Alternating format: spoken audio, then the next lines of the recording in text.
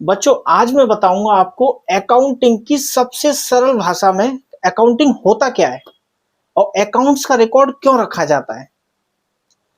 जैसे मान लीजिए मेरे कोई प्लास्टिक के प्रोडक्ट्स की कोई मैं शॉप खोलने जा रहा हूँ, उसका कोई काम खोलने जा रहा हूँ, तो उसके लिए मैं सबसे पहले क्या करूंगा, मैं अपनी कैपिटल लगाऊंगा। मेरे पास कुछ पैसे होंगे, वो पैसे मैं रखूंगा, उन पैसों से मैं कुछ प्रोडक्ट खरीदूंगा।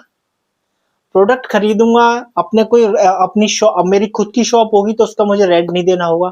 अगर मैं कोई रेंट पे शॉप लूंगा तो वो मुझे रेंट देना होगा, उसका इलेक्ट्रिसिटी एक्सपेंसेस देना होगा, वहां पर हमें कोई लड़का रखना होगा, उस लड़के का खर्चा देना होगा, वहां के जो भी खर्चे होंगे, मैंने जैसे कोई प्रोडक्ट खरीदा, उस प्रोडक्ट खरीदने पर जो भी खर्चा होगा आने पर, फिर हम बेचेंगे उस पर भाड़ा, फिर हमने कोई उस प्रोडक्ट को बेचने के लिए कोई एडवर्टाइजमेंट किया और हमने उसके अपने शॉप में कुछ लड़के रखे, उनकी सैलरीज और अदर एक्सपेंसेस। कोई हम पर्ची बनाते हैं तो हमारे कोई प्रिंटिंग स्टेशनरी के एक्सपेंसेस, पेन पेंसिल खरीदा जिससे काम करते हैं हम, हमने कोई कंप्यूटर खरीदा तो कंप्यूटर लेंगे, वो हमारी मशीनरी हो जाएगी, असेट्स हो जाएगी।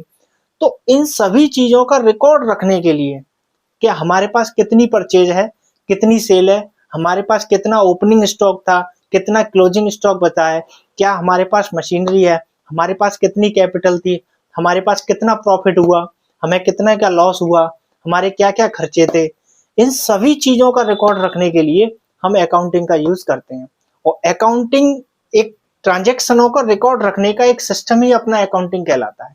सबसे सरल भाषा में मैंने आप लोगों को समझा दिया। Thank you for that much.